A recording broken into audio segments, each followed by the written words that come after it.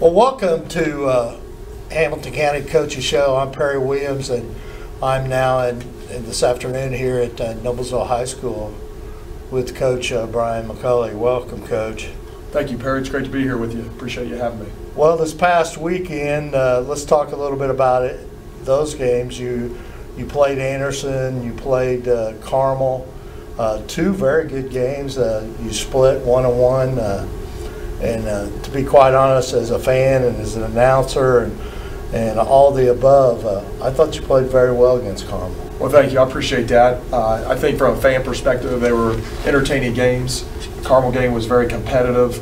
Carmel's an outstanding team, as everyone knows, and our guys really, I thought, came to play. I thought they had great focus and great intensity. We had a great student section, great Friday night basketball in Hamilton County. I thought we got off to a very good start. We had the ball with the lead in the first quarter and trying to execute there, and we were up 14-12, and Carmel made a nice defensive play, and then so it's tied at the end of the first quarter. And then we really executed well at the end of the second quarter, I felt. Made some nice plays and gave ourselves a chance to have the last shot against Carmel in the second quarter, and we executed a pick and roll well and got a nice opportunity for a three. So now we're up 26-25 going into the third. We had the ball to start the third quarter, and we had a turnover, and I wish we could have executed a little bit better there to score. So, but then in the third quarter, we hung tight, and then in the fourth quarter gave ourselves a chance. We had two possessions. We were down one, I think, with about 11 or 12 seconds, and had a moving screen called. So it was a good call, and we need to execute better there. So then they made two free throws, and we have another opportunity, down three with about 8 seconds, and we didn't execute well as coaches and players, and didn't get a shot off in both possessions, which was disappointing. But all in all, we had a lot of positives there that we took from. We had some negatives as well that we're trying to learn from. So what I was really proud of is the next night against Anderson, we came back and I thought had good focus and good energy. Anderson's a quality team. Absolutely. They were 3-1 coming into the game, had some nice wins. Number 10 was killing. Yep. He was three-pointers. He had probably 8? He had 28 that night, and he had 8 threes. Yeah, they had 11 on the game. Yeah. But we did a nice job of rebounding. I felt we overcame our turnovers, and we just remained calm. We didn't panic. We were down 9-0 to start the game. They hit 3 straight threes. They hit 2. We called a timeout, and then they get another defensive stop. They came down and hit another one, and those shots were deep. They were deep contested threes. So down 9-0, but we went on an 11-1 run to take the lead 11-10 at the end of the first quarter. Right, so we really responded well. And then we were up 13 at half and could never get it quite over 13 throughout the game. Had a 10-point lead, and they made a 3 at the end of the game. So I thought we responded well. Zach Johnson scored well, did a nice job of being on the right spots, had 24. Xavier Hines did a great job of taking quality shots. He had 19. I thought that Alex Hunt was very good on Friday and Saturday for us. George Schmidt is playing well. So I thought we made steps this weekend, which was positive. I thought one of the very positive things is we had very good ball movement against Anderson. Yeah. And of course, in my mind, we always play stellar defense. And in the Carmel game, most people, probably 90% of the teams they play, will have the same problem we have as matching up with John Michael Malloy. Okay, I mean, and to a certain extent, that affected us in our ball game, especially with Kiefer Hill getting in foul trouble and not being able to get in the rhythm. Because if anybody watches Noblesville, Kiefer Hill, he's kind of the generator of different things that happen out on the floor, on rebounding, getting loose balls, and getting the ball into the right place. But so that was a tough situation with them. But I thought we played well, and in that first half at Carmel, our defense keeping the ball from Malloy, especially that first quarter, was very, very beneficial. And I think Carmel only got only hit 1 3 the first half. They did. It was the first shot of the game. Wendland hit a 3 at the top of the key. Outside of that, that was the only 3 in the first half. We put ourselves in position. We had an opportunity to win or a couple, but after watching the video and looking at things, we can be so much better. And so those are areas we need to continue to improve in and use that as a learning opportunity. Absolutely.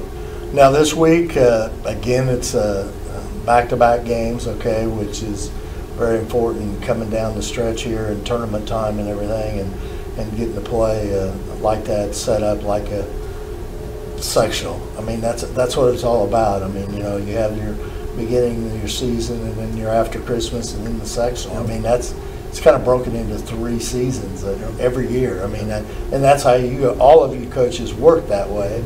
But the one thing about we're playing Westfield on Friday, which is going to be, that's a conference game, which is an important conference game. Talk a little bit about Westfield, because Banks had a big game against New Pal. He certainly did. He scored 41 points. He averages 21 points a game. He averages almost 3 steals per game, 3 assists, 3 rebounds. So he does everything. He's a very good player. New Pal will communicate that to you and attest to that. So it's going to be a very challenging game for us. Besides Banks, Christian comes off the bench for them, or has been coming off the bench. He averages 7 a game. Braden Smith, number 15, does a really good job. He averages 8 points for them. And he's a freshman. He's a 9th grader as well. So I think that, and then Caleb Welch is a very, very veteran player. He's been playing since his freshman, sophomore year. He averages 12 points a game for them. They have a lot of offensive weapons. Byer, number 44, is a quality player for them. And then I didn't mention another starter, number 23, Caleb's brother, Benj Welch, does a really good job. So they have a lot of offensive weapons. Kokomo really found that out in the very first game. In that game, Westfield scored 75 points. They played a very good Pendleton Heights team, a very good Zionsville team, and then they beat a good Pendleton New Pal team in their last game. So that's a little bit about their personnel. That's who they've played.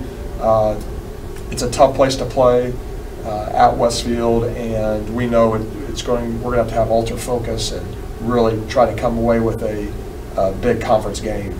Yeah, and I think in talking to Coach Sumner today, he was mentioning that he felt like he was very deep this year. I mean, he had a lot of players they go to and was very, very confident in their ability. So, that's always important. And it's tough to go to Westfield. It is. It really is. I mean, and let's talk a little bit about Saturday night game. A very good 3A team in Hamilton Heights. Coach Ballinger's been there a long time. Does a great job. Of course, he has some good players in Etchison and Field. Let's talk a little bit about them and some of the things or some of the concerns that you may have in that game. Yeah, it'll be another tough game, a big county rival. Coach Ballinger is a good friend. He was an assistant coach for Kokomo High School when I played. I remember him really supporting me as a player, and I always was very appreciative of him. He and my mom taught together when he was teaching and coaching at Kokomo, so we have a pretty good relationship, and we don't talk as much as we probably like to, but I really respect Coach Ballinger and what he does and how he loves Indiana high school basketball and who he is as a person and all of those things. And of course he was an assistant under Coach Malby, who is an assistant with me now, and so there's that connection. But they have a very good team. They've had some outstanding wins. To be frank with you, I haven't studied them all that much in detail because obviously it's not our next game, but I am familiar with them, and we've kind of followed them through the newspaper, and our assistants are preparing that report. But they have a lot of weapons. They're very good shooters, and we're familiar with that. So it's going to be a challenging game. We're going to have to make sure we cover the perimeter. We're going to have to make sure we're disciplined like we always need to be to win games. And like I said, they've had some outstanding wins. I know they beat a very good Guerin Catholic team, and they beat Newcastle, and that was on the same weekend. It wasn't last weekend, but I believe it was the weekend before that. Right. So that right there tells you they have a quality team. If you can beat Guerin and Newcastle on the same weekend, that says a lot. Absolutely, and you know, in the case of Newcastle, they went on the road at Newcastle, and of course, you growing up in the North Central Conference, you realize it has the air to it like a twice as big Carmel. I mean, it does. I mean, that's exactly what it is. You know, when the first time you go on that Carmel floor, it's a different feel being down and everybody up above and everything. And Newcastle is twice as big, and it's the same.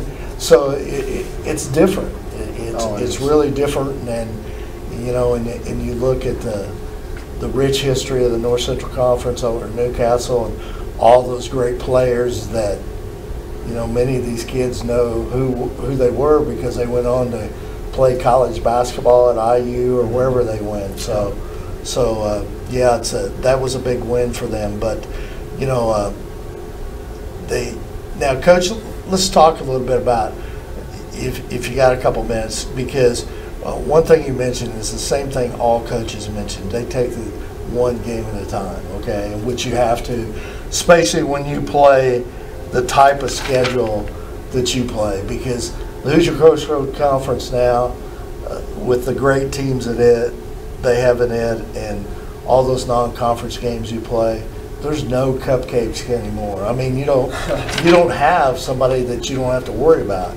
So a lot of responsibilities put on your assistant coaches now to prepare you to get ready, because you're coaching one game at a time. Right.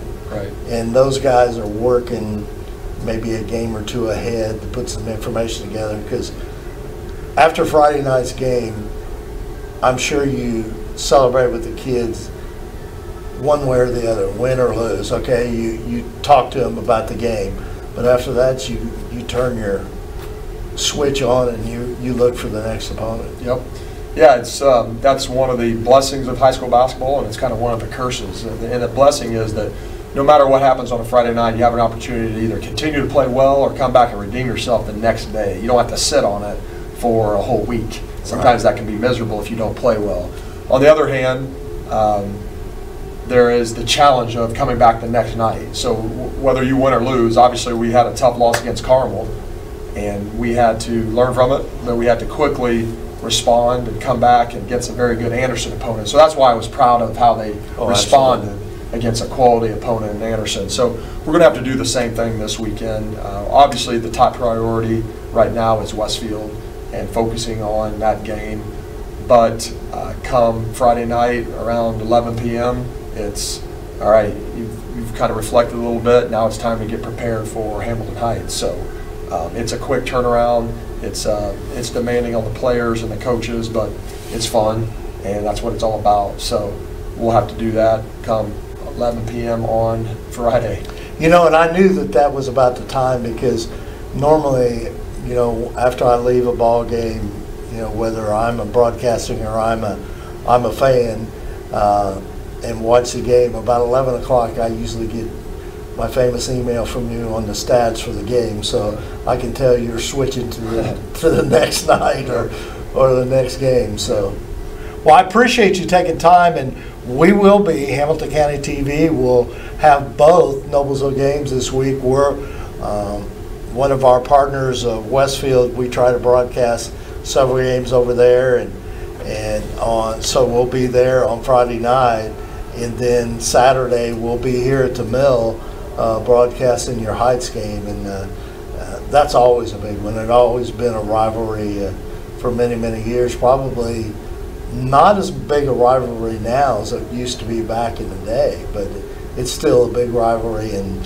they would love to beat you. I'm sure that, and that's the way it's always been with Noblesville and Hamilton Heights. It is. It's a huge rivalry, just as the Westfield game is, with the proximity, and then the sectional opponent, county rival, and conference rival. So it's the trifecta for Westfield, and it's a county rival, a lot of history with Hamilton Heights. So a lot of fun Hamilton County basketball to be played, and I know you're excited about it.